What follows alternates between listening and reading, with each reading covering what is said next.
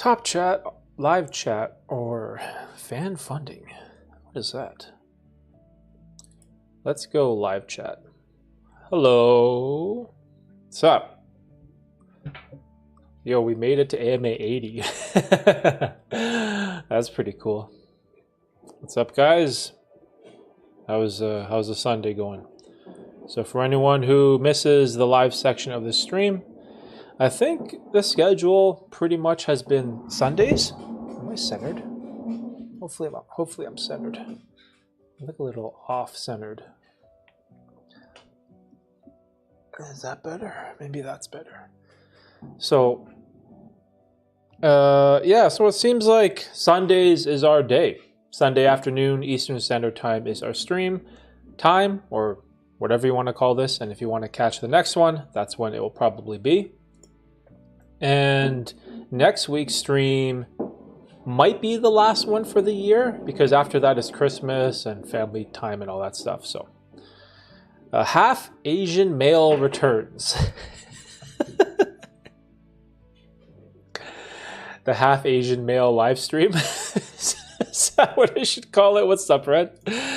What's up, bro? How you doing? Happy Sunday. Yo, I don't know if are you a Laker fan? Your Lakers won the NBA midseason tournament. So that's something. I watched the game last night. It was a lot of fun. Well, I watched half of it. I didn't have time to watch the rest, so. What's up, dude? How you been? Oh, yeah. Deb, one of our viewers, subscribers who can't type in the stream, she told me to say hi to Red if you were going to show up today. So, happy Sunday. To be honest, don't give a fuck about the Lakers. That's all right, dude. It's all good. Yeah, it was a little gimmicky. It was like the NBA's take on March Madness, I guess you could say, having a single elimination tournament.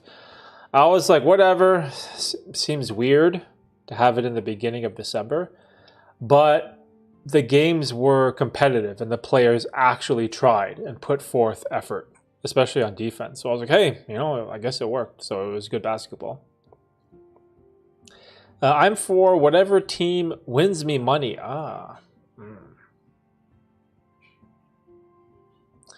Well, I wonder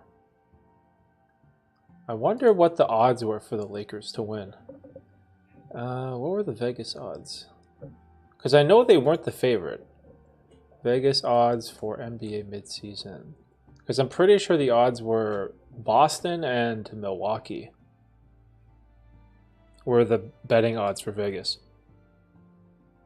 I'm just quickly interested. So, yo, Lakers were plus 1,500? Dang. Boston was plus 373. Denver, 395. Wait, is this for the... Yeah, NBA... Oh, so I guess this must have been before they even did the brackets. Wow, plus 1,500.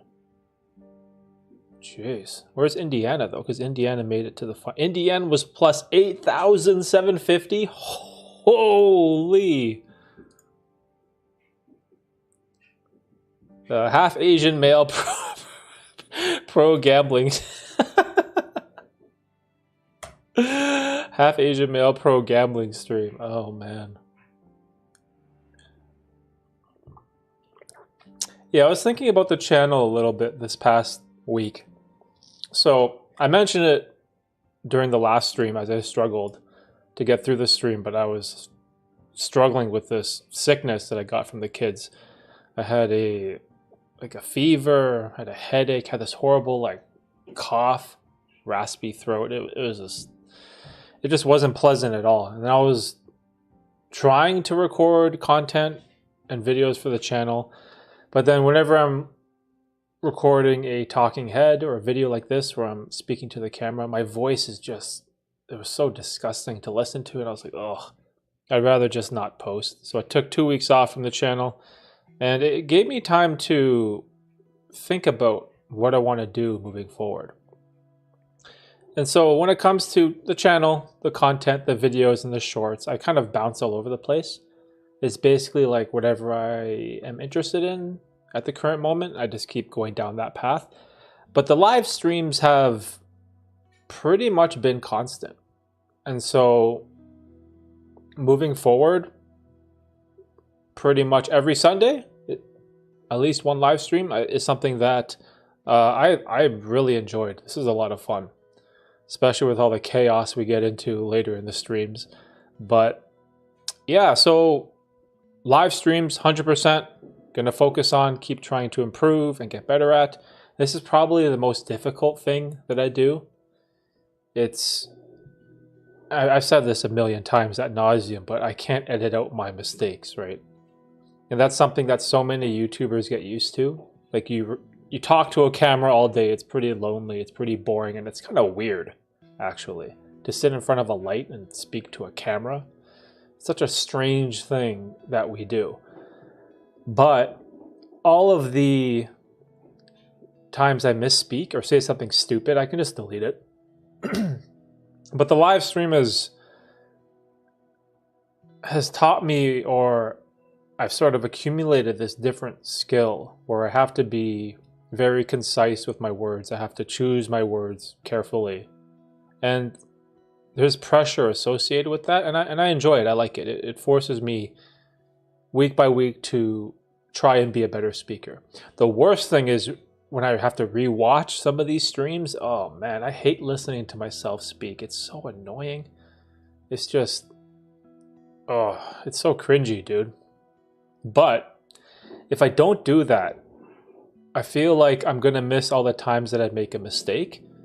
And if I miss those times that I mess up, then I'm not going to be able to improve and get better.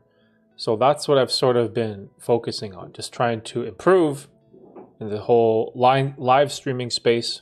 And so it's been a lot of fun.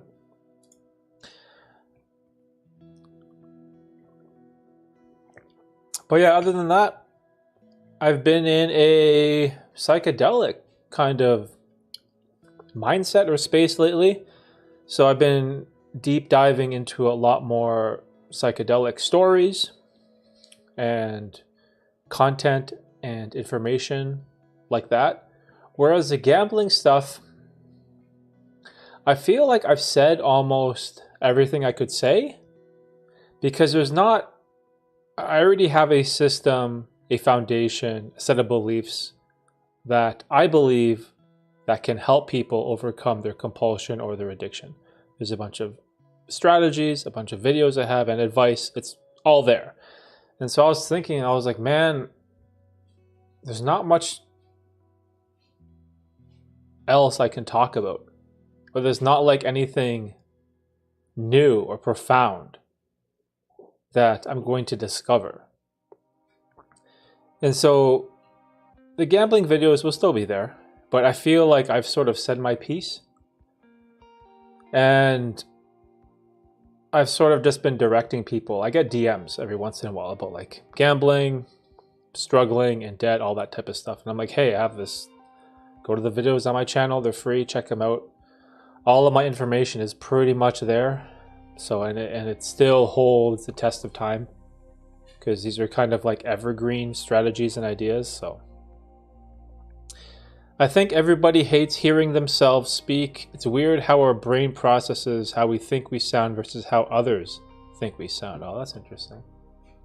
Yeah, dude, the worst part about my channel is when I'm in Adobe and I have to chop up a video of myself, like a talking head segment, or even just a voiceover.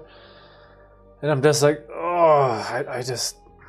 I don't like listening to the sound of my own voice. It sounds very nasally, and I can tell when I slur my words or when I'm really lazy in certain sentences. My enunciation is off. It's just, I hate the whole process. Which is funny because I know a couple people, okay, maybe not a couple, let's just say a few people who are super egotistical, I guess you could say it, and they just love hearing themselves speak all the time. I don't know. That's not me. I don't have that. I don't have that in me. which kind of sucks because there's a lot of times where I know I should be editing more videos, but I'm just like, oh, dude, I want to listen to something else, please.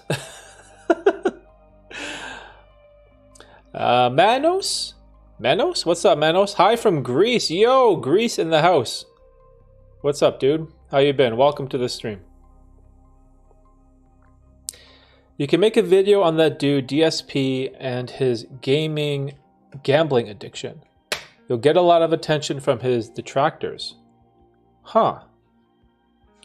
It's up to you though. It's just that guy is literally the internet's biggest e-beggar and everyone on the web hates him. Man, I haven't had time to get into the DSP guy. I've been... Dude, I went like down this semi-rabbit hole, that boogie guy with all the numbers at the end of his name. Oh my gosh. That guy's gives me a big headache. I have no comments for that guy. That's the type of streamer I aspire not to be. I gotta fix my posture here. Oh, there we go. See, this is what I mean. Better posture, better speaking, be more clear, enunciate your words. These are sort of the ideas that I try to work on. LMAO, Boogie is done. Yeah, Boogie, that guy, dude. Ugh. I saw a video of him. I don't know if it was him, though. It was like a short. It could have been him, but it looked like him. He was skateboarding, and then he like snapped his leg. Was that him? I'm gonna guess no. What? It's like 2988 or something. Let me see. Skateboarding. Boogie 2988 skateboarding. It's probably a lookalike. Because that guy is so big. I'm like, how could he? Okay, yeah, so it doesn't come up. So maybe it was someone else that looked like him. God, some content is so misleading. It's like you have to fact check everything you see. But yeah, the DSP guy.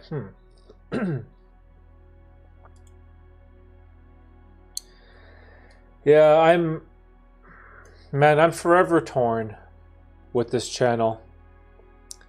There are so many types of videos or certain bandwagons, I guess you could say, or controversies or drama that I could jump on. And it definitely would increase viewership, bring in a lot more subscribers, bring in a lot more viewers. But I'm always just, I don't know. I'm always like torn with what I want to do. I'll figure something out.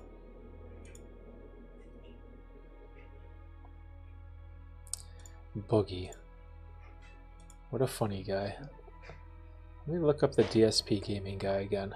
Because I remember I looked at his channel, but I didn't really go in depth into it. DSP Gaming. Oh, he streams daily, exclusively on YouTube.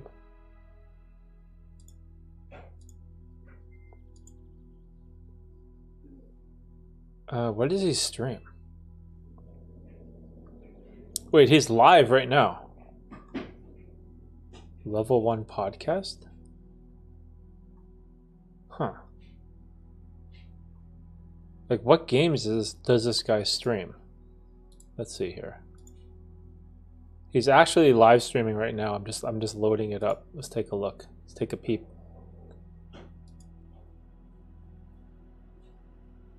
He has like a Super Mario Brothers, Sonic the Hedgehog, Mega Man background. Okay, so he's into like vintage games. He's not even playing anything though. He's just like talking. I guess he's begging for donations. Ay. Okay, anyways. I'm done with that. Yo, Arnie, what's up? Guess who's back? Arnie's back. What's up, dude?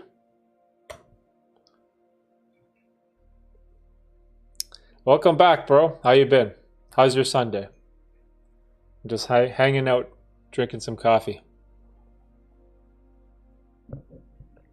Out of my green IKEA mug, I think.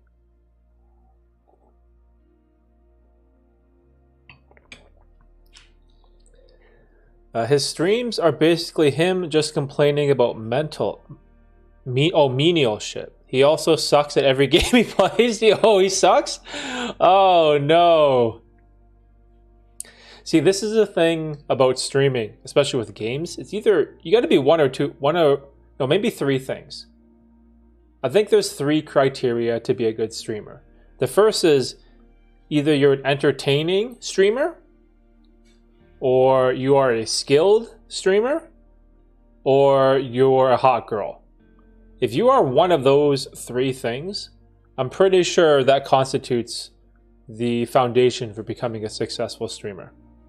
Obviously, there's outliers, but generally, if you're playing video games, if you're not entertaining, you better be damn good at the game.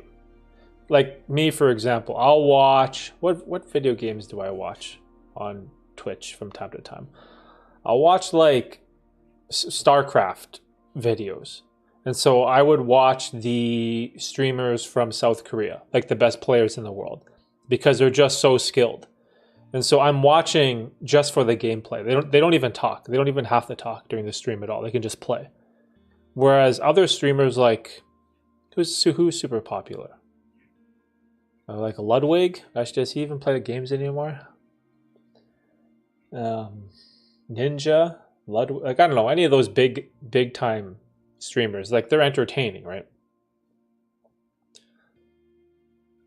Derek, I just got home from my mother's place. It was great, thank you. It is true you have played in the main event World Series before you quit gambling. Yes, I did. I played in...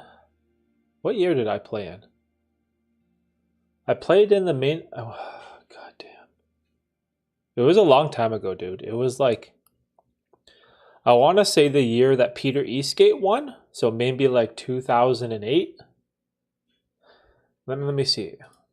If you Google my name, Derek Bearsy, World Series of Poker, chip count, it should come up.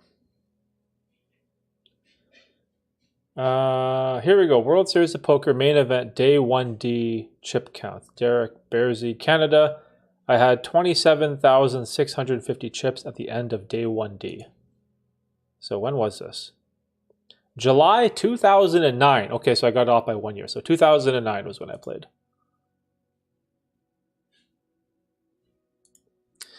It must have been thrilling. Too bad you didn't take it down. Oh, dude. Back in those days, poker was like my everything. I dreamed of winning a bracelet and all this stuff. I think I got eliminated on day 2 or day 3. And I think you needed to make it to day 4 to make the money.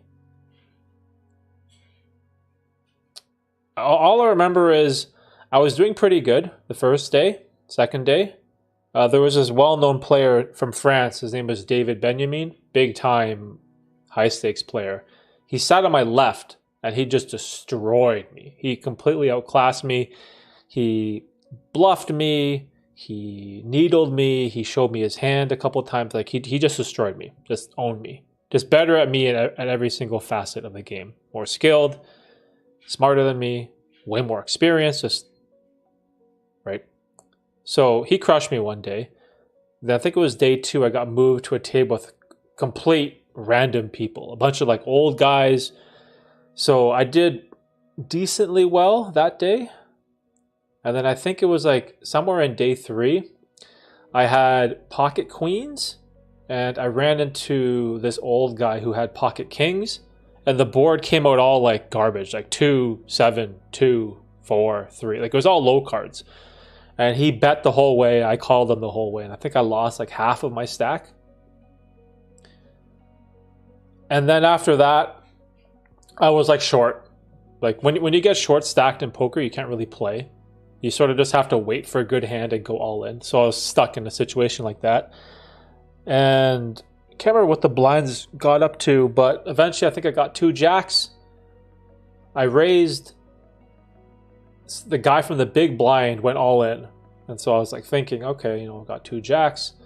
He probably has ace king, ace queen. So I'm like a 50-50 coin flip for my tournament.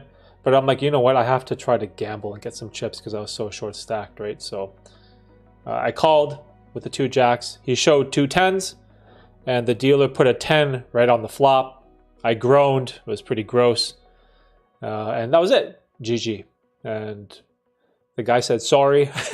I was like, it's all good, bro. It's poker. So yeah, that was my main event. Did not cash. I think cash was, what was minimum cash? Probably like 20,000 or so. So. Oh, damn. What happened to the chat? Sorry. Arnie, I just went off on a tangent with your question. Yo, Lee, greetings from Hanoi, Vietnam. That maybe your life would have been totally different. You might have been childless and a degenerate gambler still quitting. It gave you so many good... Yeah, see, that's how I see it too, right? The other thing is, what if I was more successful from that one tournament? And then I probably would have been delusional, right? How did you pay the entry fee? PokerStars paid for it. So I was sponsored by PokerStars. PokerStars paid... did they pay all the buy-in? I remember PokerStars paid for the flight and the hotel. And I think they paid for... I want to say like $6,000 or $7,000 of the buy-in, and then I had to pay the rest. Poon Poon. Poon Poon. Are you Chinese? Speak some Chinese? He is mixed with Asian. Poon Poon. Oh my gosh. Yo, I'm mixed with European too, bro.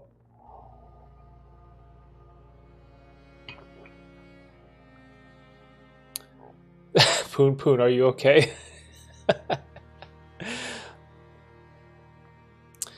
Did you play cash games? Yeah, so normally I played 2-5 no limit hold'em was my typical cash game that I played at the casino. So $500 buy-in.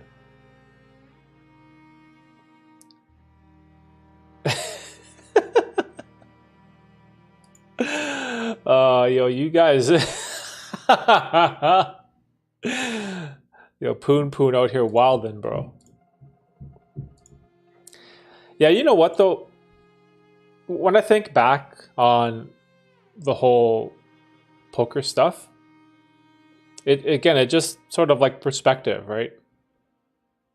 If I didn't go through that phase or that period of my life, then maybe I never would have discovered this whole YouTube stuff, right? Imagine if I was, like, let's say if I was a little bit more successful in poker and I just kept playing and I just kept making like a half decent living year by year, then I never would have had to get to the point where I would have quit, got a job, started investing in camera gear, which led me to YouTube and podcasting, which got me into streaming, right? So if the poker thing, if it never failed, then it never would have got me here. But the whole poker years, it was a lot of fun. It was 9 years of fun, but it was also a lot of misery, right? And what's that old saying? Misery enjoys company, or company enjoys misery, or whatever. It's a lot of dark days and lonely days of grinding it out in the casino by yourself with degenerates. It's like, it's not a healthy way to live, right? So I am grateful because I'm in a place now where I'm not as well off financially, but I'm 10 times more happier and way more fulfilled in what I do. And so that's so much more important to me, right? Gambling is one click away from your phone. Oh yeah, that's a scary one. Gambling on your phone. The accessibility is just so crazy. Ontario Lottery Corporation's big supporter of online gambling. Yeah, Lee, that's 100% right, dude. especially when you see all the commercials for Bet365, DraftKings, FanDuel. Like even the NBA has it. Imagine if you would have not met your wife and you didn't have your kids. That is literally the only reason we are alive, to pass our genes on to the next generation. Yeah, that's true. That's true. And also think about life, right? Think about why we work, why we save money, and everything that we do. Generally, at the end of the day, you do it for family, right? Or if you don't have a spouse or kids, maybe you do it for your parents or your brother or your sister or your cousins or your friends. Like, there's always more to life than just the work that we do, right? So, and again, this is why, even though I'm not as financially successful as I could have been with like the poker stuff, I am way more happier, way more fulfilled. Like these days now, they go by so quick because every day I wake up and I'm always so excited to start my day, right? Like today, for example, in the morning, I had a bunch of editing to do for a video that I wanted to post on Monday, was working on the side channel, was working on some client stuff, and then had to get ready for the stream today. And then while I'm streaming right now, Lincoln is taking a nap, and then he's going to wake up at 5. And then we're gonna go out. Probably, I can't remember what we have to do. Maybe we have to finish up the Christmas shopping. Yeah, so me, Tina, and the kids gonna go out, come home, have dinner. After dinner, again, back to this stuff. It's fun. It's enjoyable. It gives me purpose in my life, right?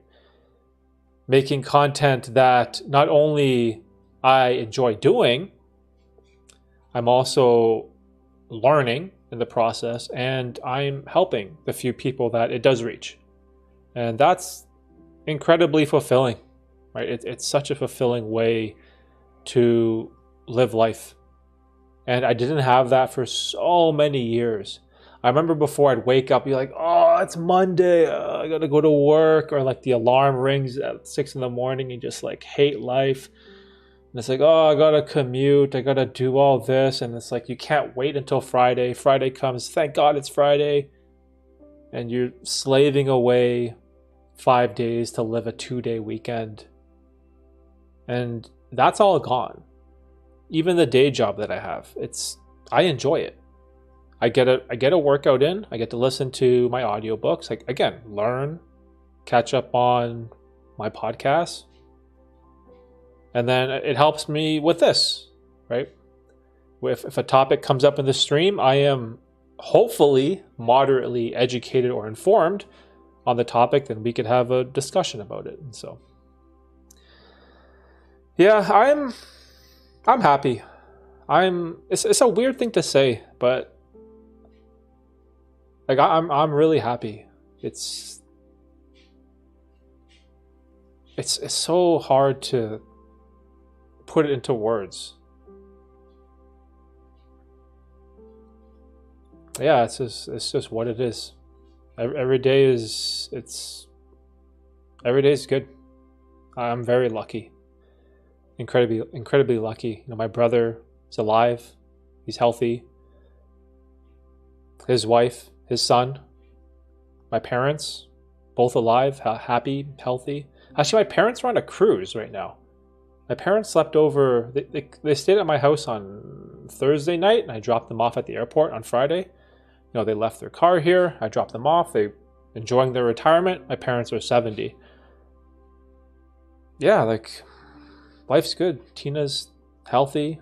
Tiffany's healthy. Lincoln's healthy. I'm healthy.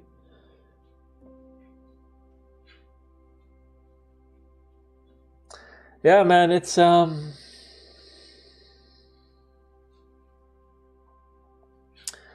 nice, because like it's not gonna last forever. That's what's hard. Parents will pass away.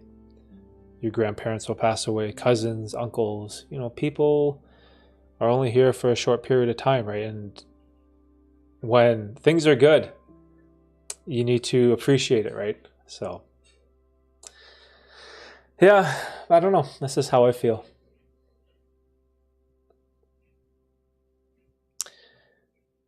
Gotta leave the game someday. Gambling is only good until some shit pops off.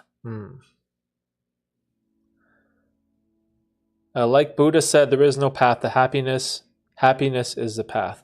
Yeah, you know what else I've really learned too? It's like enjoying the ride, enjoying the journey. So many of us are focused on the destination, or we're focused on the reward, we're focused on the end goal, we're focused on the peak of the mountain. But it's like, man, life is in the journey. Like that's when you're doing your living, right? That dash that you'll see on your tombstone, right? So for me, 1984 dash until the year I die. That dash that's what I'm trying to fill with life, right? And enjoy the journey, enjoy the grind. And I really noticed this because you remember when you used to play like, I don't know, video games like Final Fantasy or Legend of Zelda, for example. As you're playing and you're leveling up your character and you're growing and you're getting experience and you're getting new gear, it's a lot of fun because you're progressing. And then when you get to the end boss and you beat the game, it's kind of empty. And you realize that the in-between, the grinding, the leveling up, the progress, the journey, that is what's fun about the video game. It's not that you conquered the end boss, right? Or at least that's how I feel.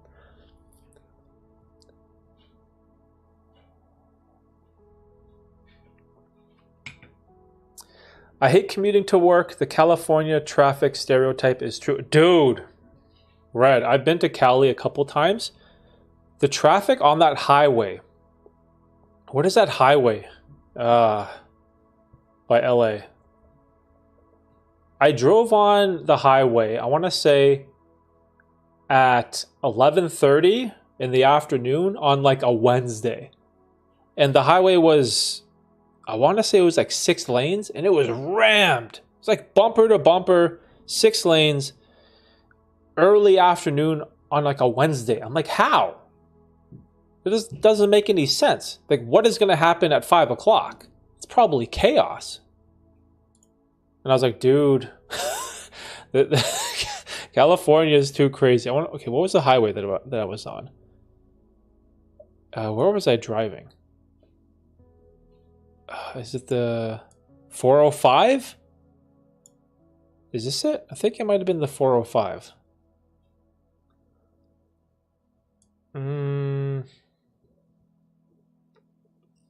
I'm not sure.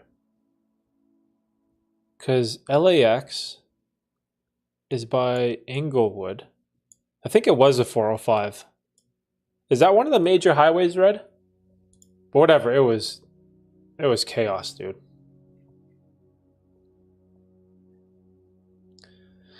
Bitcoin is up to $44,000 each. What do you think of crypto, Derek, without giving financial advice, of course? Yo! Man, I've been looking. You know what? If I had money, I would have bought some more Bitcoin or crypto. I have a tiny bit, like literally nothing. But the second I am able to, I don't know, make a little bit more money, or maybe the interest rates go down, or my bills aren't as crazy, I definitely want to get back in the crypto game. And my whole idea with crypto is I just want to collect some assets and hold. I'm not in it for the short term or a day trade or to try to 100x some stupid altcoin. I don't have any interest in that. I'm sort of a person who likes to accumulate assets and then just hold. That's what I like to do. I know Red's in the crypto game. But yeah, I'm bullish on crypto. California is too expensive. Big homeless problem in LA and San Francisco. High taxes in California. I'm moving to Vegas. Enjoy life as it is. Yeah, bro. Yes, sir. Cali is my home and I can afford to live here. It's the people that can't afford that always shit on the state. Don't get me wrong, our state has a lot of issues, but people forget that all this stuff happening in Cali is happening in every state.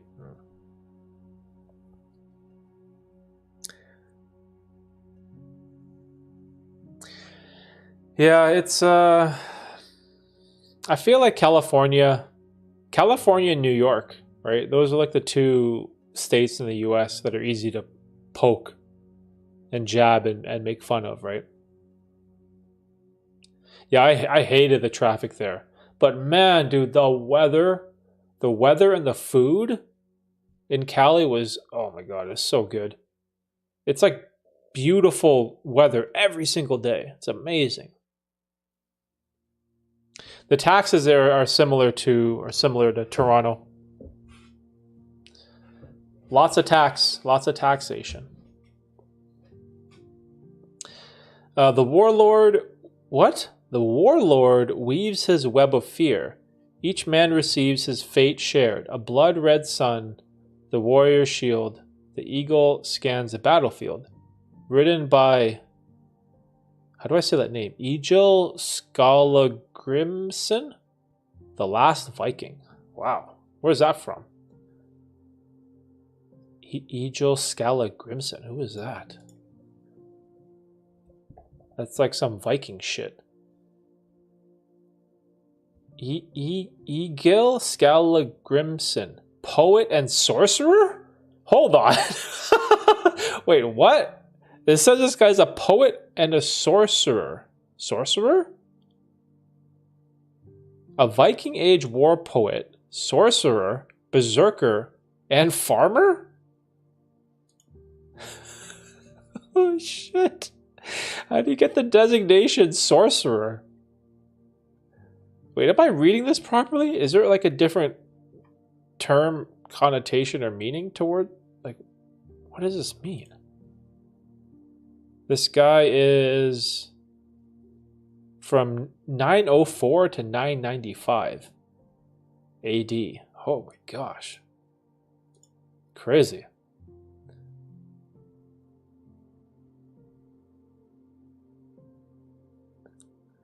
Crypto's hitting 1 million.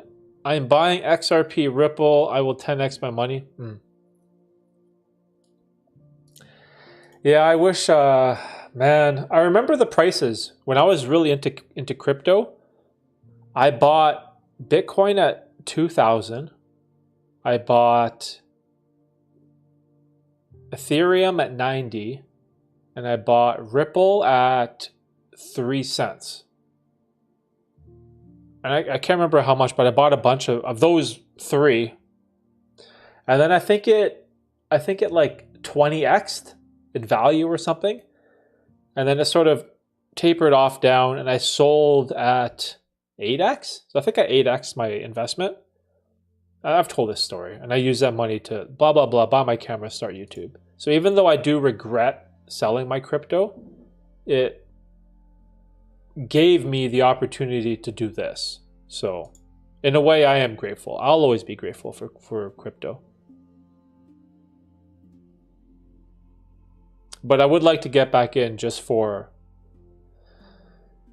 not just the sake of owning it or having some, but it's something that I believe in. I actually believe in a decentralized currency where the banks and the governments aren't involved. I think it's good. It might be the future. Only time will tell.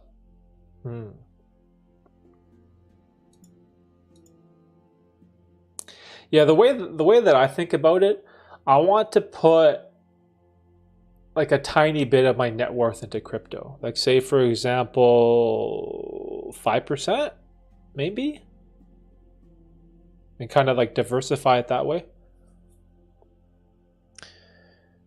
He killed his first person at the age of 8, and after his mother said he will make a good Viking one day.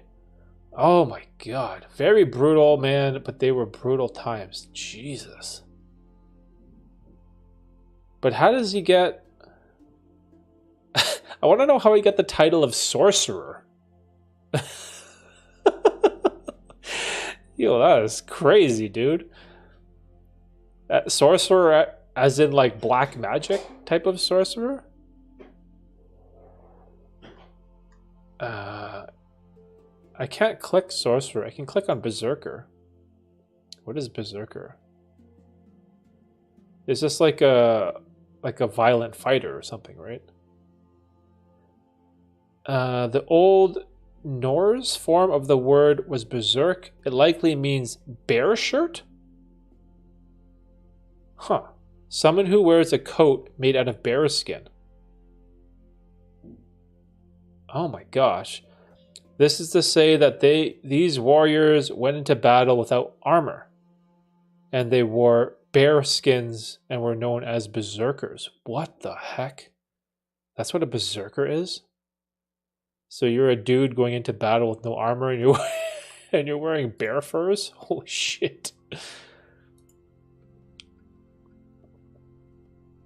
That's interesting.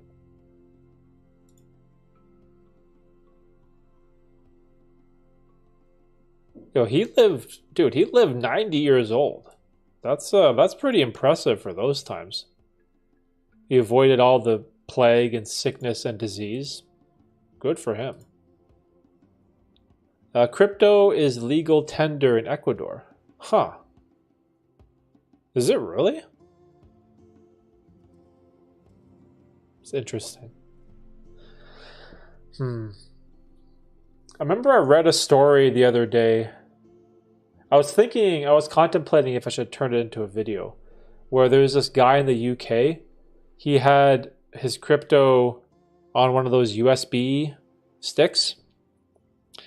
And something happened. I think his wife threw it in the garbage or whatever. Like they threw it away. This was when crypto was worth like nothing. And then he has like today's equivalent of like $1 billion worth of Bitcoin on that USB stick. And he petitioned to the UK or the English government to go and try to excavate the garbage dump that would service his neighborhood, so they could try and dig up and find this USB stick. And he was offering to give them half of the value in crypto, so like $500 million. And I was like, oh my gosh. Dude, imagine you have a USB stick somewhere in the garbage dump, and it has your crypto key or login or wherever it is, your crypto wallet, to $1 billion of Bitcoin. Like, how does that guy sleep at night?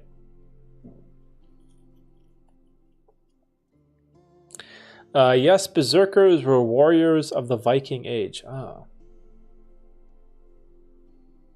See, I'm only familiar with berserkers from like video games, right? No man is your enemy, no man is your friend, every man is your teacher. Wow. Yo, what is all this philosophy you guys are dropping today? You guys are bringing the insight. There's a water bottle over here. That's crazy. Yeah, imagine. Yo, I wouldn't be able to sleep. Oh, who's sending all the hearts? I'd be probably tossing and turning, just thinking about where in the garbage dump was my stupid USB key. If only I didn't throw it out. Imagine the regret that he has. Imagine if he just, instead of leaving it in his drawer where they tossed it in the trash, maybe he, I don't know, left it in an old shoe box in his house or in the basement in storage somewhere, anywhere. Like, imagine if you just put it anywhere. Oh man, it's so crazy.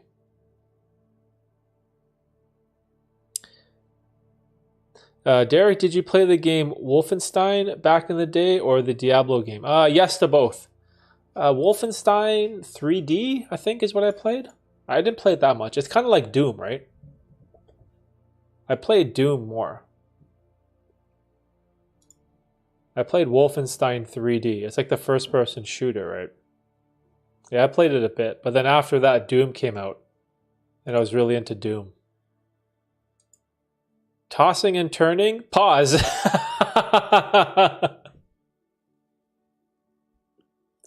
I don't know, bro.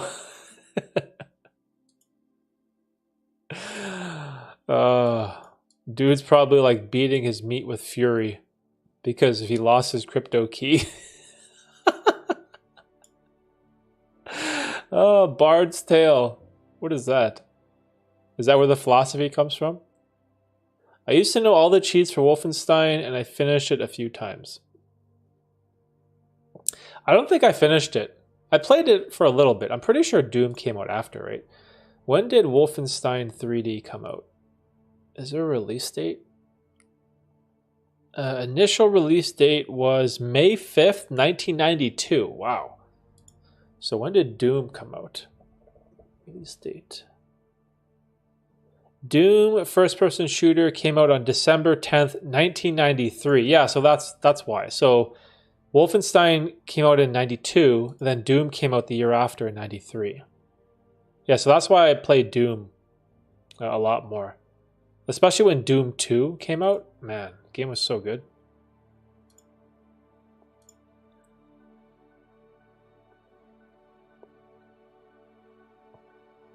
BioShock is a GOAT game, great story and gameplay. Oh man, I played that a little bit a long time ago. That's like the game with the cover has that circular robot thing.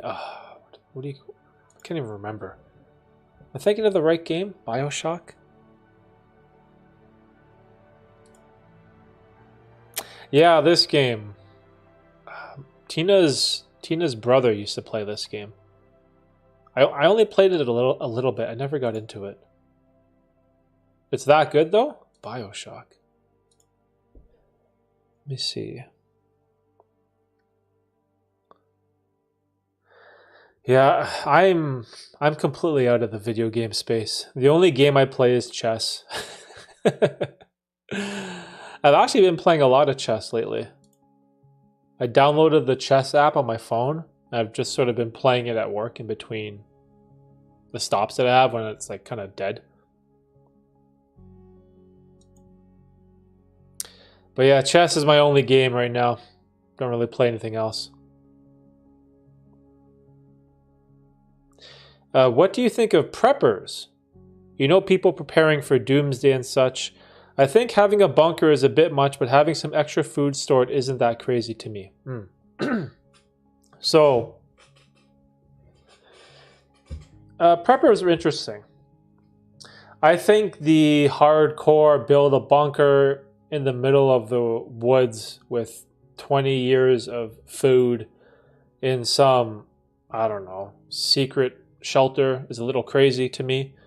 But I definitely think having some type of knowledge for survival, or maybe some type of stash or emergency food or something, I think that's probably a good idea. Because look at COVID, right? COVID was a perfect example of like society was tested. And what was it? Dudes were raiding Walmart for like toilet paper and all this like craziness. It was chaos. I've thought about this a little bit. I've kind of been slowly moving away from the city. So I'm north of Toronto. And I was like, you know what, if there's ever a serious situation like COVID again or lockdown or some apocalyptic black swan event happens to society, I am in a location where I can quickly get out of Dodge. And my parents live in the middle of nowhere where they drilled a hole in the ground to like a water supply to get like their water from a well. And so I was always like, you know what, if there's ever a time when society collapses and I need to get out, I actually can get out and have somewhere to go. And so my parents built like this massive garden. They have like a garden on their property with like vegetables and all this like stuff, which is cool. The problem though is in Canada, we got the winter, right? So in the winter months, you have to have some type of perishable food. You gotta have like a bunch of rice or I don't know, potatoes or canned food, like something. You're going to need something. So this is where I feel like it's probably more viable in the US, in the warmer climates, where you can, I don't know, maybe grow vegetables all year round or have a bunch of chickens, a chicken coop that lays eggs. I don't know. That's probably more feasible. In Canada, the prepping stuff, it's kind of like, hey man, if winter comes, everything dies. If you don't have like canned food, you're pretty much screwed. If you don't have canned food is what I mean. Half Asian male is anti-video games. It's not that I'm anti-video games. It's that I'm anti-video games from a sense where I'm an obsessive compulsive, right? I have an obsessive compulsive personality, which again is linked to the whole gambling stuff. So I am someone, I can't play one game with the boys, or I can't play for an hour, save the game, and then turn it off. I just can't. Whenever I play a game, it has to be like all out. I can't just chill. And so because I know that's what my personality is like, it's better if I just don't play anything. Right? Or else it just sucks up all my time and it's going to ruin my life pretty much. However, if you are someone, let's say, you go to work or you have your business or you go to school, you handle all your errands and tasks and responsibilities in life and whatever, you get all your shit done and you want to play some, I don't know, Madden or BioShock at the end of the night, I don't think there's anything wrong with that. I think that's fine, enjoy life. But for the obsessive compulsives out there, I feel like it's just better to just not play at all because it gets too crazy. Nuclear war is coming. If COVID-19 can happen, World War III will happen. Yeah, COVID was interesting. It was like it was a lesson, or at least here in Canada. Again, it depends where you guys live. Everyone's experience was kind of different, but especially here in Canada, you realized how frail society was, where everything is closed. All the small mom and pop shops and businesses and restaurants, they're all closed, but somehow Walmart gets to stay open. And then even in the Walmart, the parts where there's clothes, like t-shirts and socks and pants, that's all taped off because, I don't know, it's not essential. So you can't buy that, but you can still go into the same building to buy your groceries, I guess. And then you realize or at least I realized just how fragile our society is up here. It's really alarming. Sort of opened my eyes to trying to be self-sufficient. Because this is the other thing I realized. What if your business or your job was deemed non-essential and you can't work? And there's so many people like that. You just can't work. You can't go to work. You can't make your money. Your job is considered non-essential. I was lucky because as a courier, we were a essential service. Like we delivered food, we delivered goods, we delivered supplies. It's considered essential. So I worked throughout the entire pandemic. But I was always like, man, what about other people whose businesses are non-essential? And then all of a sudden the government can just tell you, oh, you just can't work. Too bad. And here's some relief money, but hey, you got to pay it back after. So I don't know. The whole thing was this chaos up here. It was just, I feel like Canada really dropped the ball on that one.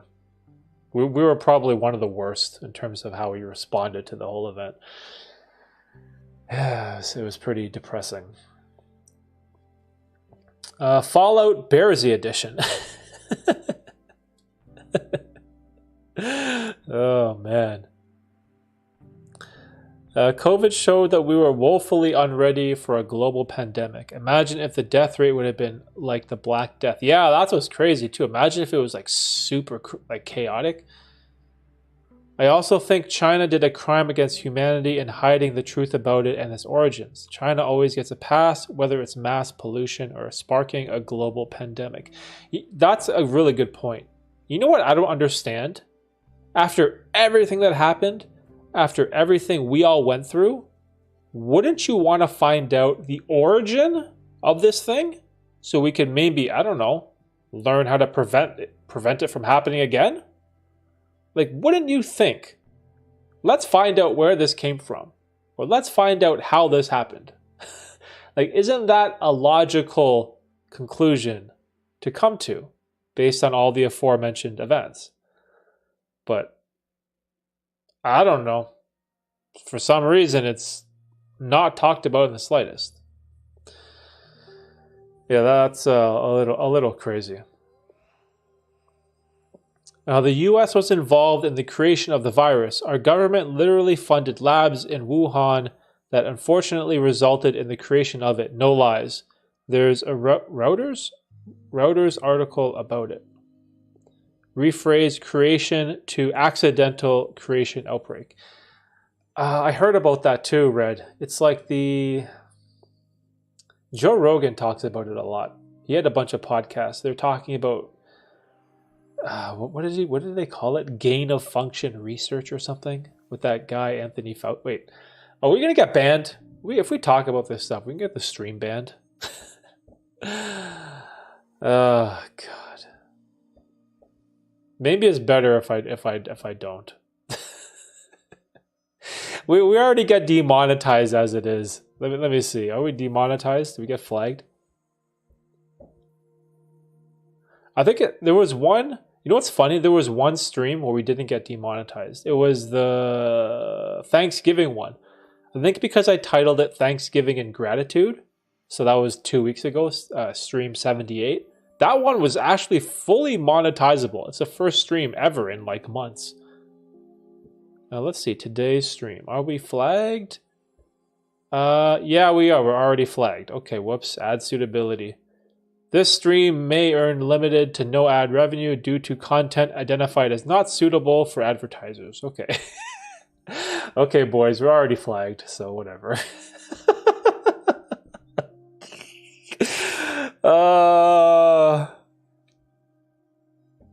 So bad.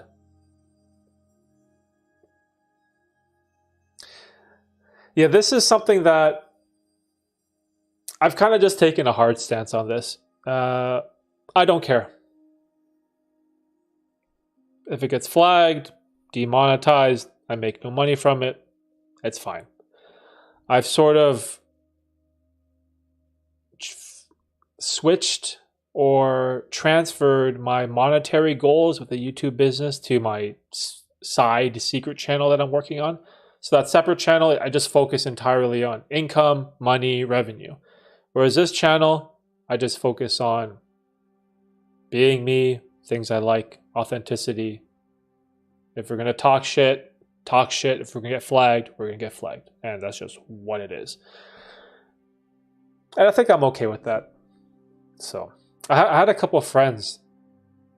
Actually, no, they're not friends. Like, I want to say YouTube acquaintances.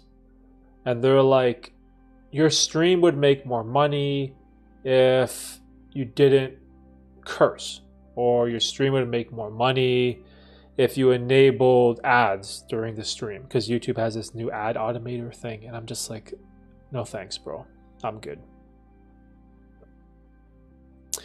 Yeah, it's so stupid. This is where my tax money went, a fucking lab overseas. Yeah, dude, that's crazy. That's...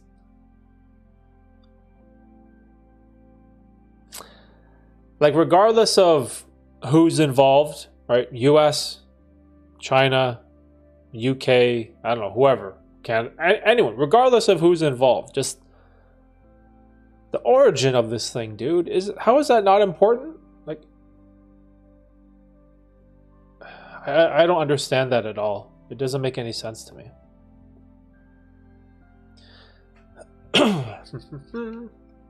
Derek's in the YouTube Illuminati. Yeah, my YouTube AdSense has like tanked like crazy. I think when I was doing more gambling stuff, I was getting like $10 a day. I think now we're down to like, what are we getting? We're getting like $3 a day, bro. Yeah, like $3 a day. It's okay. It's all right. What do you think about self-driving trucks? And wasn't there a mass truck protest a while back in Canada? And won't they lose their jobs with self-driving? Okay, so autonomous vehicles is interesting. So I only know this because I'm in the logistics industry, but truck drivers is one of the highest in-demand jobs in North America right now. There is an entire generation of truck drivers, the baby boomers, who are born in the early to mid 50s, who are all retiring now. So that whole generation of baby boomers are retiring. And so there's all these vacant positions for truck drivers.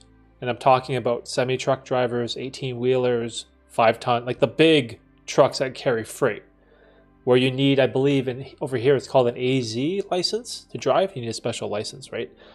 And so there's all this job opportunity in the trucking logistics field with lots of good money. However, the current generation, like myself, millennials, Gen Z, or whatever you want to call it, the vast majority of them don't have interest in driving trucks at all. It's not a job that the younger generation has any interest in it. So there's this massive void in the workforce of truck drivers. So on one hand, yes, if you do bring in autonomous vehicles, it will negatively affect their jobs. But a lot of the people over here don't want those jobs anyway. So I am of the opinion, like, bring on the autonomous vehicles, because we are going to need it. And that doesn't mean you're completely going to remove the actual human driver, because it's not like you just flip a switch and all of a sudden all the trucks drive themselves. There's probably thousands, if not, I don't know, 1 million diesel and gasoline trucks all over North America. Like the trucking industry in North America is huge all across Canada and the United States. It's massive. So it's not like this is going to be an overnight transition. But if there is this continual void of younger people that have no interest in driving these vehicles, then I see autonomous trucks as a solution, right? It can fill those gaps, those holes, right? So I don't know. It's a little bit tricky because at work, every year at my job, we have a meeting with all of us couriers, and they offer us to pay for the entire truck driving school. They offer us positions. They offer us everything, because courier is one step under semi-truck driver. You just need the license. Like, we have the driving experience, right? And so they always offer it to me every year. Like, incentives, will pay for your college, pay for your everything. And I'm always like, no, thank you. Just like everyone else, no, thank you. So, fill those holes, pause. Yeah. Oh, shit. Yo, I like that. The pause emoji. Yo, that's good. Mohammed Bleedy? Sorry, bro. I butchered your name. Love you, man. I see your videos, almost all of them. Hey, Mohammed, thanks for stopping by, dude. Appreciate it. Welcome to the stream. Oh, which videos? If you mean all of them, that'd be interesting. There's too many different niches. But fill those holes? Yeah, bro, you gotta fill those holes. Fill...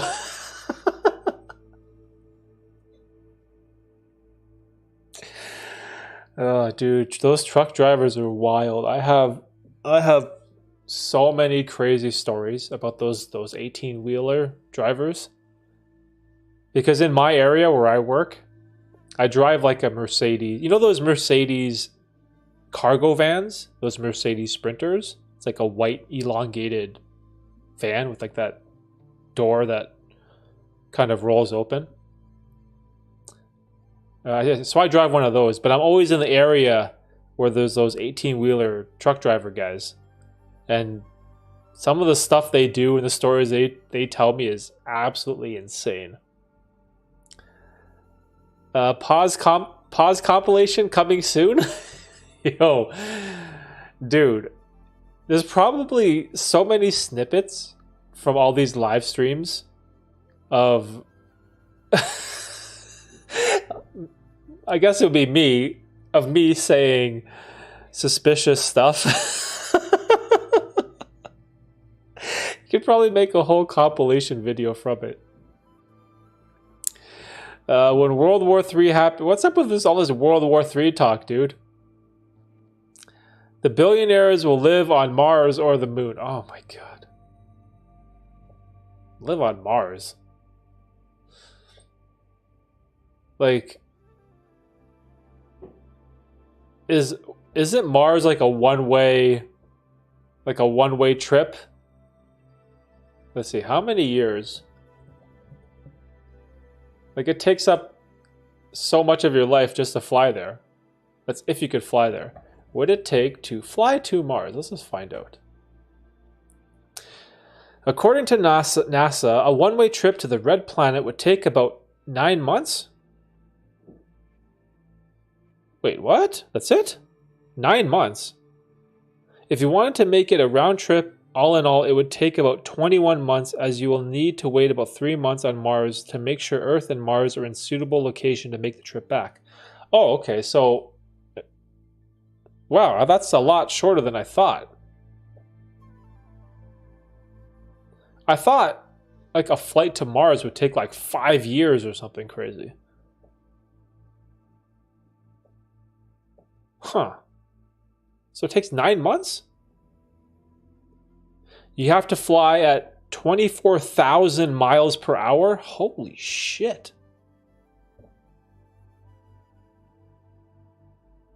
Lee is a doomer?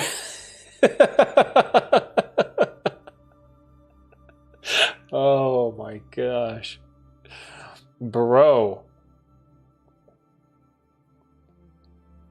Wow, that is so interesting to me. I thought I would have, if I were to guess, it would take much longer to get to Mars. How long would it take to fly to Pluto? 9 to 12 years. Holy shit, that's crazy. Look at this rabbit hole I'm going down. Is there oxygen on Mars? There is 0.2% oxygen levels on Mars. Huh.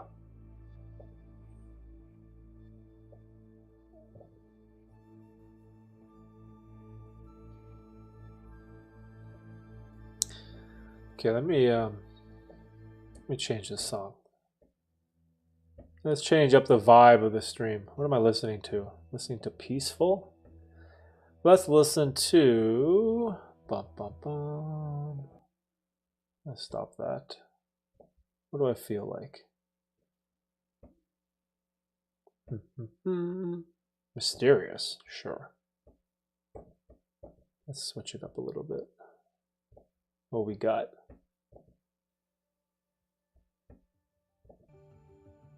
Okay, cool. Did you get the COVID-19 shot? Oh, bro, are you trying to get the stream banned? Play Eminem stand. Yo, we play Eminem, we're definitely gonna get the stream banned. It's like copywritten music. Yeah, I pay for the music that I play on the stream, so I don't get banned. How much do I pay for this? I pay for Epidemic Sound. It costs me like, I don't know, $15 a month for music that I can play on. $144 a year is what I pay for music for the stream and for my videos. Just so you guys know. Bum, bum, bum. YouTube ain't cheap, bro. Pay for music. Pay for Adobe. Adobe is like what, $25 a month? Adobe Premiere, pay for that. Just the expenses outweigh the AdSense. Yeah, let's not go down the shot route. It could mean a strike for Derek. Oh, Jesus. Jesus. Yeah, this is a thing we have to remember, right?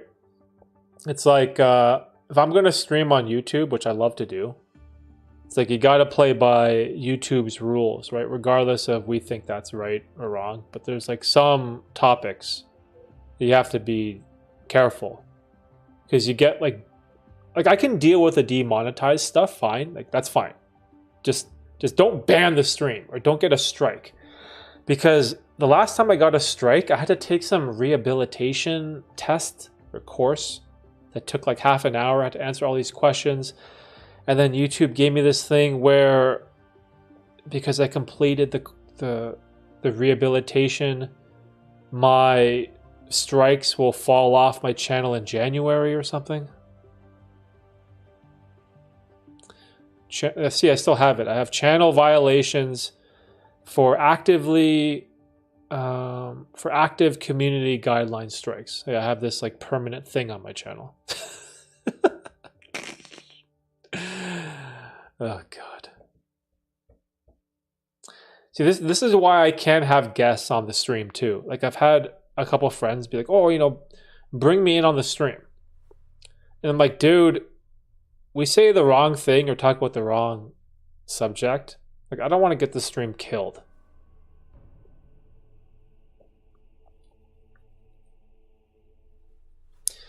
Anti-COVID protests in Ottawa. Yeah, that was a trucker thing. We had a trucker convoy. I think it was all across Western Canada. They drove down to our capital, and they got like shut down by Trudeau.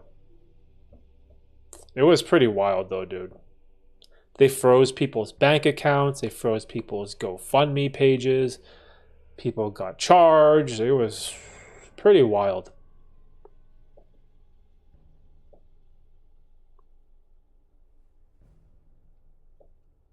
See, because this is the thing too. I'm always a free speech advocate. Or like, man, I sort of wish we had. I wish we had freedom of speech here. Something that Canadians don't have. We only have freedom of expression. We don't have constitutional rights for freedom of speech. So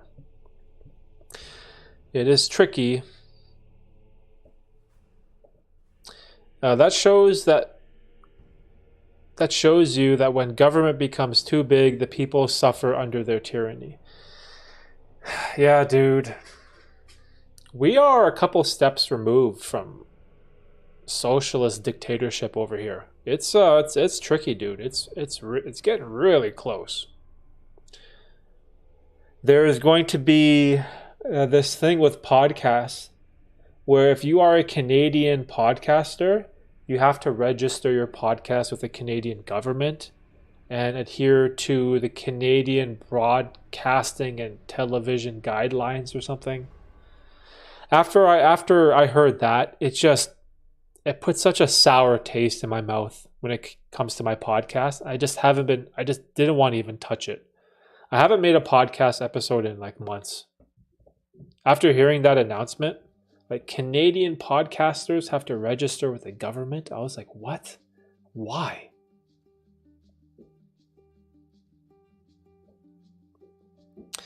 I'm for freedom of speech, but I'm also for freedom of pause. Freedom of pause. Oh, shit.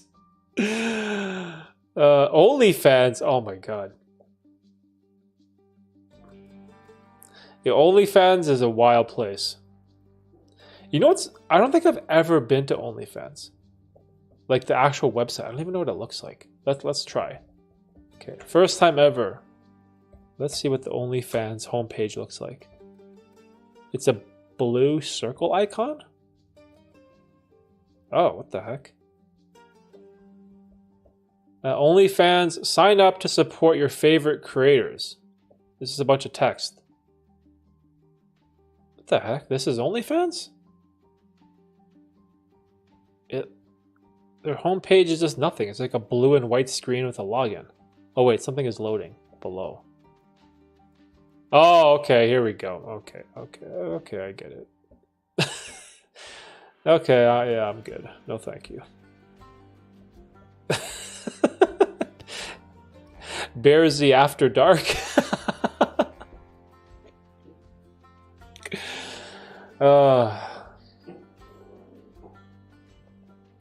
In America, that's why they have the Second Amendment. If the people are armed, they are free. I think it's cool that the founding fathers foresaw that government could try to take the power from the people. Yeah, see, the Second Amendment is interesting too, right? Because a lot of people just think it's just freedom to have a firearm. But isn't the actual technical term is the freedom of the people to own a firearm to fight back against the government or something? Isn't that like how it's worded? See, I'm Canadian, so I'm not that familiar with the US Constitution. The Second Amendment, a well-regulated militia, being necessary to the security of a free state, the right of the people to keep and bear arms shall not be infringed.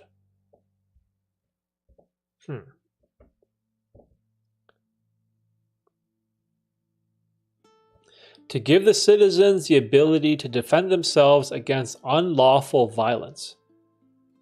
Such threats might come from usurpers of governmental power. Interesting. Yeah, the US is such an interesting country. COVID came from, oh my gosh, yo, Lee.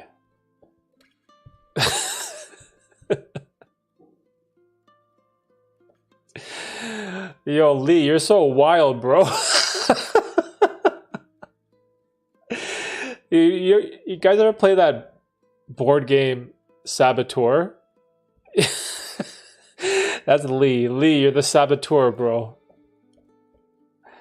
Dude is low-key trying to bomb the stream. Oh, God. Should I turn off limited monetization just in case? Yo, this is hilarious.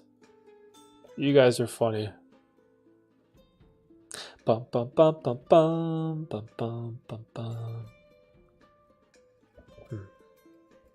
Plumbers are in high demand. Yeah, that's true. That can I how do I can't like your comment. Put user in timeout. No. Yeah, all of this trades, dude. Plumbers, electricians, carpenters, drywall, all of that type of stuff. All the trades, man, such high demand. But I think the founding fathers would not approve of Biden. The man is senile and in no way fit for office, in my humble Icelandic opinion. Yeah, I agree with that too.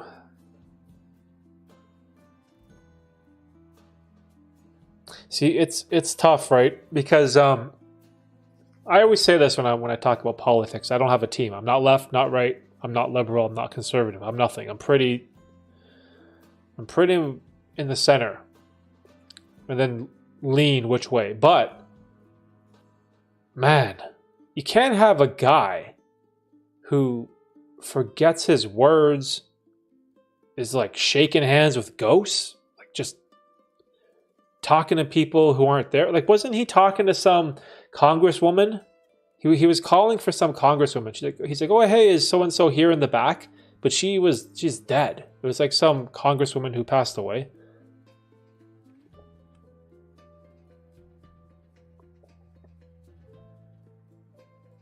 So I get it. I get the criticism of the guy. That was sort of like my criticism for the longest time. Why is it always 70-year-old white guys? Like, why is it always these super old decrepit dudes that have been politicians forever. Like, why can't you have someone healthy?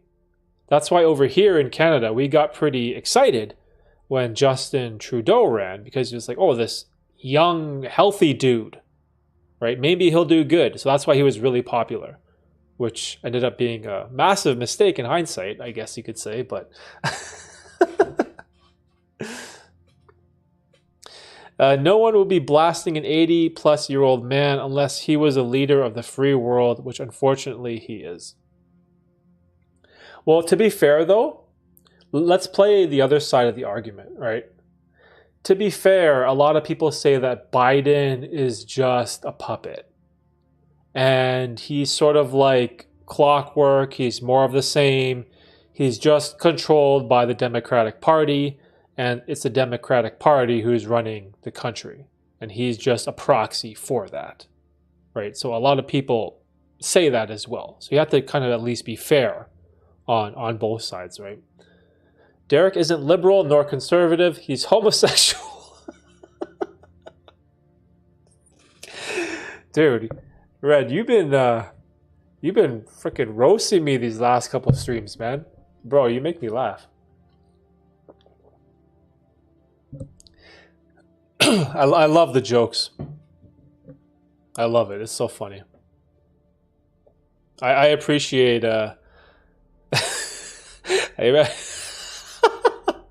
you remind me of like hanging out with my brother or my cousins. All we do, my cousins is all guys. All we do is just shit on each other. It's so funny. Oh, dude, I can't wait. Do I have it here? Shit. It's on the ground. I have every year I do Secret Santa with my brother and my cousins, and whoever I get, I always get them like the most awful, horrendous, like chaotic gift. It'll be like a garbage bag full of like let me see if I can show you. Oh, here's one. Here's one of the presents I have for my Secret Santa. So it's a Blaze pizza box. And so I'm going to wrap this. It's going to be one of the gifts that I give for Secret Santa. And there's like a sticker on here. Something you can get this pizza for $11.99. And then inside is it's just like the greasy like wax paper left over. So this is what I'm giving one of my cousins for Secret Santa. I'm gonna wrap them an empty pizza box. Dude, the Secret Santa with our family is just chaos. I remember my brother, he got a mug. It just had the letter L on it. And the whole like idea was just my brother taking all the L's. He got like some book to read while you're taking a shit or something. He got a cup with an L. He just got like a whole bunch. It's just like a whole bunch of garbage. It's so funny. Oh, and all we do is just like shit on each other. It's so funny. I have such a good time. I can't wait. Hopefully none of my cousins watch my stream, so they won't know. They have no idea. What else did I buy? What else did I buy? Oh, I got some basketball cards. So I got some basketball cards back there. And I got the packs. I opened up the packs and I took out all the cards and I found like the most ass random scrub players that like you've hardly ever heard of, and I put those individual cards back in the packs and I'm going to reseal them. My brother and my cousins are huge basketball fans, so I'm going to give them packs of basketball cards and they're going to open it up and be like, who the hell is this? Like some like crap Vitaly Potapenko from like 2002. I can't wait. Sorry, that's a type of humor that I like.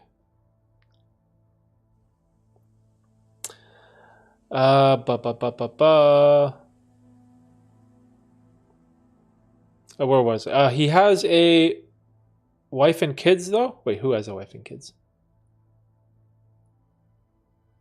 He has a wife and kids, though. That puts a minor dent in your theory. Sorry, bro. I lost track of what we were talking about. Red has no filter today. He should start a show called Red Uncensored. Oh my god. That's what I grew up around. Everyone around was just talking shit. Yo, that's like so much fun, right? Isn't that the best? And I really perpetuate it too because I'm the eldest of all their cousins. And of all my cousins, wait, there's me, Steve.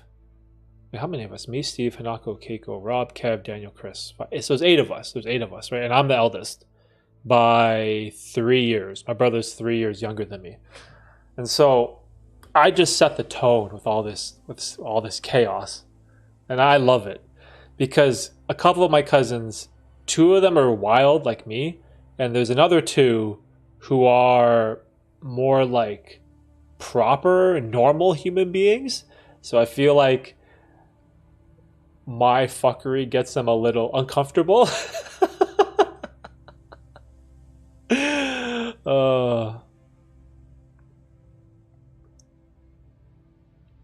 Visusia? How do I say your name?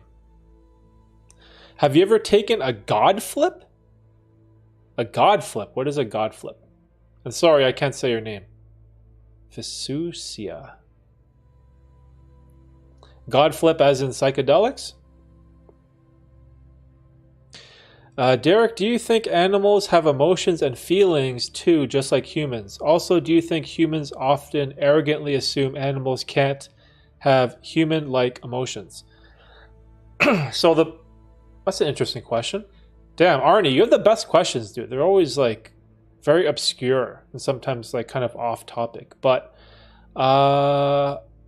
do they have emotions? Yeah, of course. I had a dog. No, we had 2 dogs. One is lost, the other one passed away. Tina's dog passed away last year. Her dog was, man, I want to say like 18 years old. Like Tina's dog was so old. She was like becoming blind and deaf and everything. And the dog passed away one night, and I dug a hole in our backyard and I made a grave for her by the tree in the back. It was kind of crazy because I'm digging like this grave in my yard in the middle of the day. And my neighbor's probably like, "What the hell are you doing, bro?" Bury the dog in the back. But yeah, it's especially with dogs, like they have feelings, they have emotions. You can tell, like when you leave the house, how sad like a dog gets. Like they cry for you, they wait by the door all day. Like they clearly have emotions, right?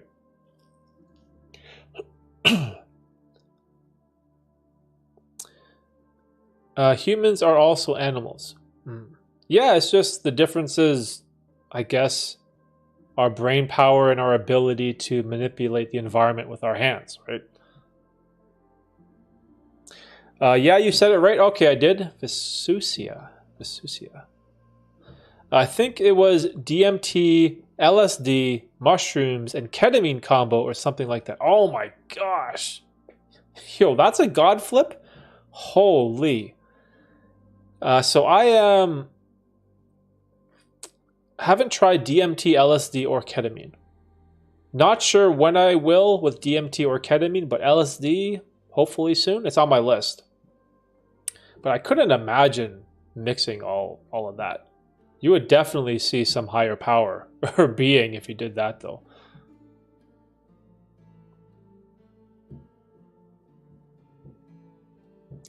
Thank you, Derek. I am a professional YouTube documentary watcher.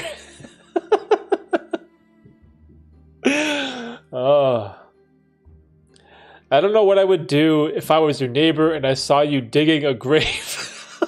Shit. Yeah, man, it was like, I did it in the morning and I had to dig deep too. Because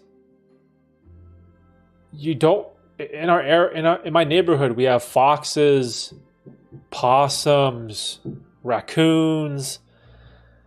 What else do we have? We have like a bunch of animals, skunks. So I'm like, man, I don't want like a raccoon or something to dig up the grave. So I had to dig pretty deep.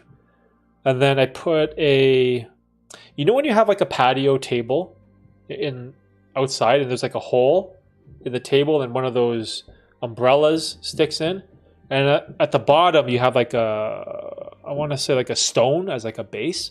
So I took one of those like stones and I turned it into kind of like a tombstone, I guess you could say. So I made the grave, buried the dog, put that little tombstone on top, or that umbrella stand on top, then put a bunch of rocks. So I was like, hopefully no crazy animal tries to dig up the dog. So rest in peace, doggo. I miss mine too. Oh, dude, what type of dogs do you have? Yeah, and then I used to have a dog as well. I had a Yorkie, a Yorkshire Terrier. But when my parents sold our house, their real estate agent lost my dog and just created chaos. So I never got a dog again after that. So, also, I think it's kind of unfair to the dog to own an animal like that if you have little kids, because then the dog is going to get neglected by the baby or the infant, right? So that's why me and Tina were like, oh, we can't get another dog. Like it wouldn't be fair for the animal, right? Because all of our attention goes towards the kids. The more I learned about people, the more I like my dog. Oh, dude. Well, that's why you call it man's best friend, right? Your dog will always love you. Dogs are cool.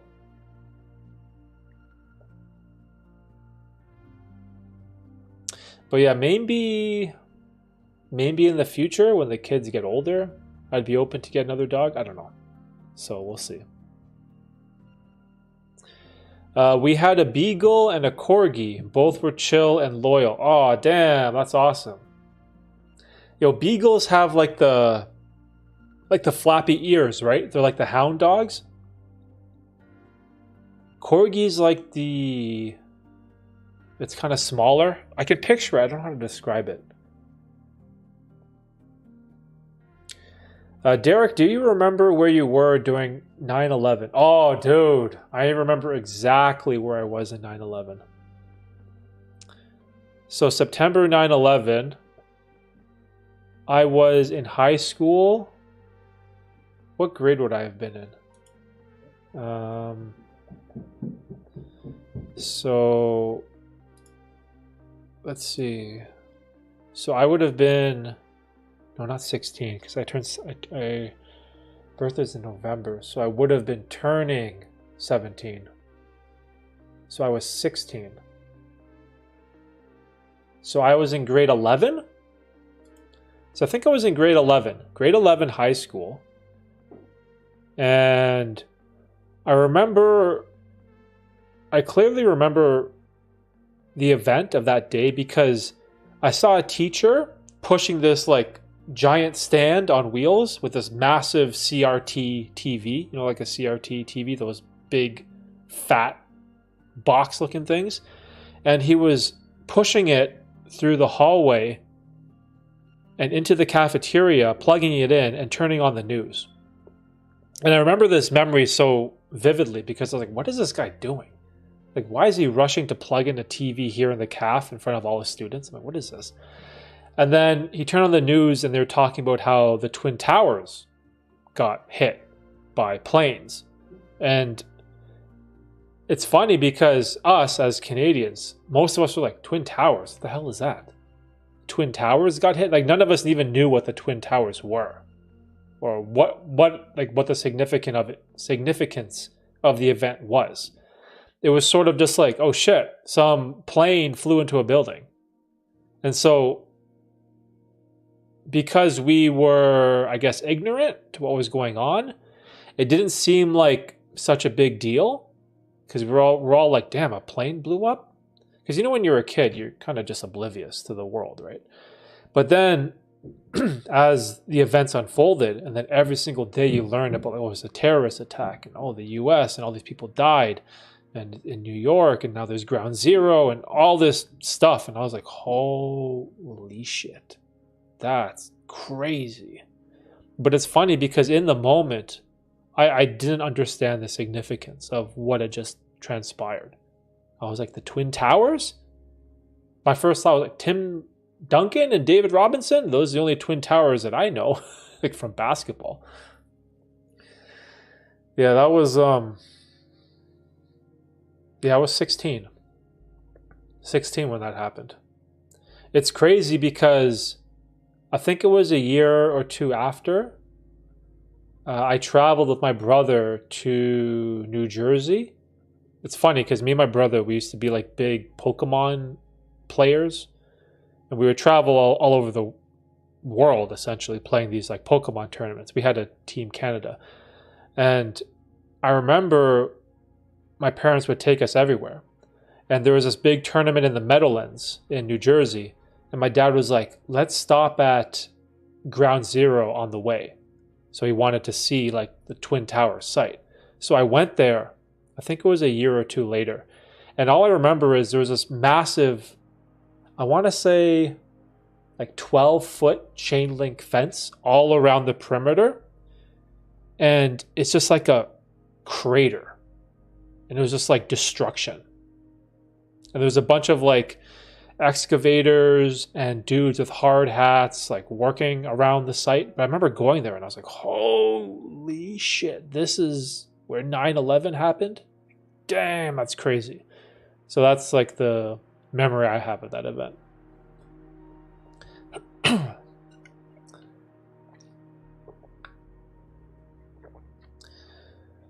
I remember, well, I was in Africa with my father, who was an ambassador for Uganda, and he called us kids to the TV to see it. I remember vividly. Oh, wow, you're in Africa? Dude, that's crazy. Little did we know that it would change everything forever. Yeah, it's like, I never understood the magnitude of the situation. CRTs were cool back then. Yo, CRTs were nuts. They were so heavy. You ever try to lift up one of those TVs? Such a pain in the ass when you had like a friend moving. You had to like move those giant boxes. Donald Trump, peace sign sunglasses. Oh my God, dude. Yo, Lee, you want all the drama.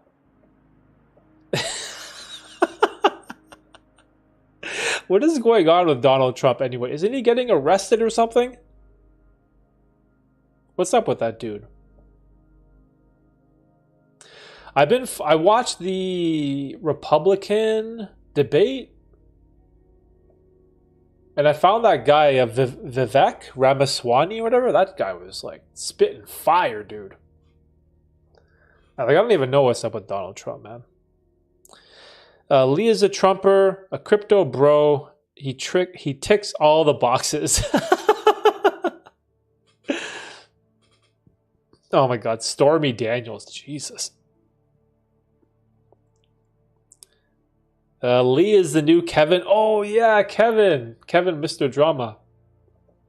Our boy Kevin. It's Mr. Masculinity. Yeah, Kevin told me, what was it? He had to help his parents' business, and he's also busy with college. So hopefully Kevin will get back to his YouTube game. No lie, I was in DC as a kid when it happened. When the Pentagon got hit, we had to evacuate from Catholic school. Holy shit, you had to evacuate from school? Damn, dude, that's crazy. Holy shit. Well, I guess you would, because it's like a threat on national security, right? Especially if you're in DC. Dang, dude.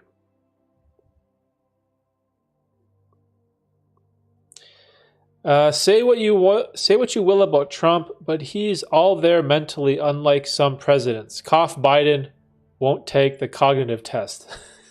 Shit. Yo, are those the two candidates again? Is that who's going to run in 24? Is it going to be Trump and Biden again?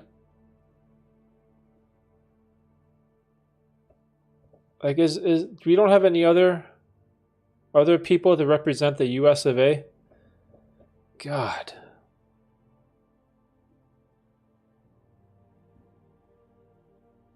Uh-oh. Error, YouTube is not receiving enough video to maintain smooth streaming as such. Uh-oh. Yo, is this stream good? YouTube is giving me all these errors that I'm lagging.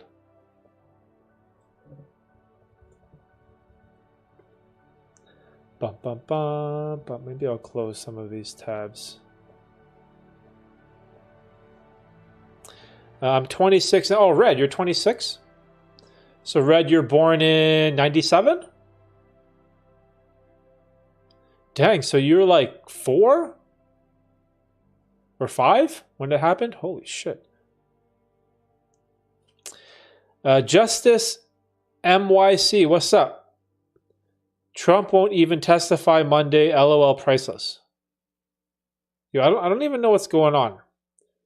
God help us if Biden's stumbling corpse will run again. Oh, shit. Stream lagging. Okay, yeah, so, yeah, YouTube sent me some message that, I got this massive yellow pop-up saying something lag. No, it's okay on my end. Born in 91. Yo, man, you guys make me feel so old. You guys all born in the 90s. My ass is born in 84, dude. Think of LeBron James. My birthday is right about the same time as LeBron. It's an old ass. You know what, though? There is something interesting about aging. There is this kind of like wisdom that you accrue over the years. And I don't know if it's like a male thing, but I remember when I was like in my 20s, and maybe this is also because there wasn't like YouTube and all this access to information like 18 years ago, right? I was always like lost, uneducated. I wasn't confident. I had no idea about any subject or anything. But it's interesting as you age, especially as a man and as you mature, you become a lot more confident in yourself as a person. And a lot of that stems from not caring about negative criticism or hate from other people. And there's like this maturing process you go through. And I wonder if it's because of all like the existential questions I think about, like meaning of life, purpose of life, finding happiness in my life. But something about aging, at first I didn't like. I'm like, oh man, I'm getting old. This sucks. I'm getting like these gray hairs now in my beard. I have all these like random gray hairs in my beard. But then there's like this maturity, this intellectual maturity that you go through and you become, or at least for me, from my own personal experience, I just became a lot more confident in myself. Whereas before, like we'll say Red's age, like say 26-year-old Derek, I was just gambling away. I didn't know shit about the world. I didn't know anything. So it's sort of interesting how the phases of life, like the sort of like the way you evolve and what you sort of go through. But I'm embracing it. I enjoy it. Next year will be 40, dude. Holy shit. That's going to be wild. Why are so many serial killers in the US? Yo!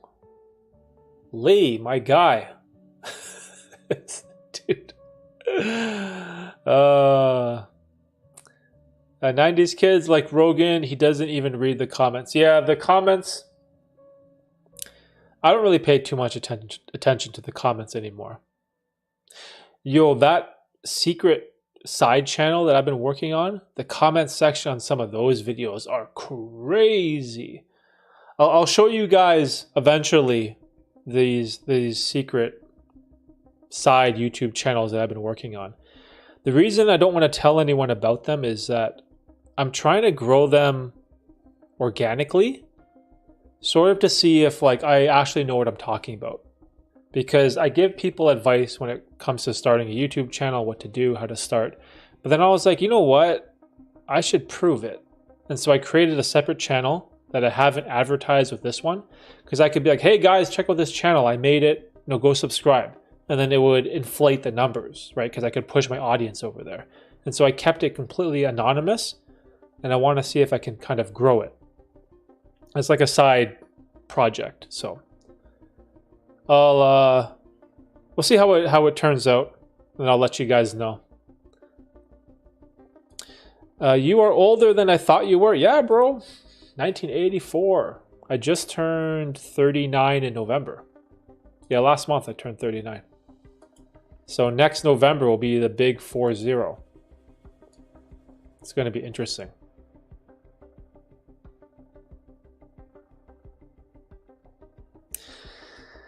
Yeah, so I don't know. Life is good, bro. Life is good. Can't complain. Bring on the 40s. I think my 20s was like the biggest waste. My 30s was when I really kind of became a man and got that stride going. Became more successful in life, made good decisions, became more disciplined, more responsible, just very proud of who I am and the life that I live, right? The 20s, can't say the same. It was complete chaos. But, that's kind of like life, right? When you're young, in your early 20s, in your teenage years, you should be taking risks, right? Try to figure out what you want to do, right? Get all that chaos and craziness out of your system. Find out what makes you happy. Find out what gives you purpose. Find out what in the world gives you that sense of passion and fulfillment, right? So I figure that, that's what your 20s are for. And then hopefully by the time you get into like your late 20s, early 30s, you've sort of figured things out. And you have a pretty good scaffolding or idea of what you want to do with your life. And then in your 30s, you still have a level of physicality and energy where you can like get after it and get the progress rolling and ramp it up. So that's sort of like the way that I feel. If it's hate comments, don't ever let them get to you because people crap on people on the internet. Breaking news, I know. I can't wait for the next stream. Are you always around this time? Yeah, so does this time work for you guys? So for me, it's like 3 p.m. Eastern on a Sunday. This is the time that Lincoln takes his nap. So this is about the time I'm going to stream. Actually, I gotta go in like 5 minutes. At 5 o'clock, me, Tina, and the kids are gonna go out. I think Lincoln should be waking up from his nap. So yeah, Arnie, 3 p.m.-ish Eastern on Sundays is probably the time I'm going to stream. At your age and the stuff you accomplished, having a house, family, decent YouTube channel, and a lot of people would trade for it in a heartbeat. Hey, thanks, Red. Appreciate it, bro. Time is perfect. Okay, awesome. Time is perfect. Yeah, you know what else too? All those things you just listed, Red. What I like to tell young people is that when I was in my 20s, I had like none of that, right? I was like, think about it, I was an addict to gambling and poker and video games and basketball and eating shitty food and candy and was lazy and was weak. I was like 140 pounds and weak, skinny, couldn't do shit. But you can make like a huge change in your life for the better once you kind of incorporate good habits. And it's possible for like anyone, right? So that's sort of like, I guess that was the original idea with the stream, but now it's sort of just more fun. So yeah, this is what it is. Some people are desperately addicted to compulsive gambling or hard drugs. Red is right. You have a lot to be proud of, Derek. Yeah, that's why. Be grateful for what you have, right? Be grateful for your health, Arnie, Red. Be grateful if you have family members, parents, brothers, sisters, siblings, if they're still alive. It's important, right? Because there's a lot of people in the world who aren't so lucky, right? And I try to remind myself that, every single day. We're incredibly lucky to be alive. Think about what we're doing. Like, we're just chilling, hanging out on a Sunday, shooting the shit, having fun. There's other people in the world that are getting bombed, in poverty. They're in war. They don't have food. They don't have water. It's so easy to lose sight of that perspective, right? So yeah, that's it. Good vibes today, boys. Awesome stream. One more question. Have you ever been to an AA meeting? It works for some people, but it never was my thing to stand up there and talk about my problems. AA, no, but I've been thinking about. I've been searching for a Gamblers Anonymous group or meeting in my area. I want to see if I can just do a guest spot and maybe speak. I would like to do that, but we'll see if I have the time. But I think I would like to, because again, you want to give back, right? So hopefully I can do that in the future. All right, boys, let's wrap it up. Good stream. Red, thank you, as always, for the criticism, the jokes. I appreciate you. You always make me laugh. Arnie, the best questions on YouTube. And Lee, Mr. I don't know what you'll call. We'll call you Kevin number 2, Mr. Crazy Drama Saboteur. Appreciate you too, Lee. All right, guys, have a good weekend. Appreciate what you have, and we will see you next Sunday. Bye. Oh, the dudes are awake, bro. They're awake.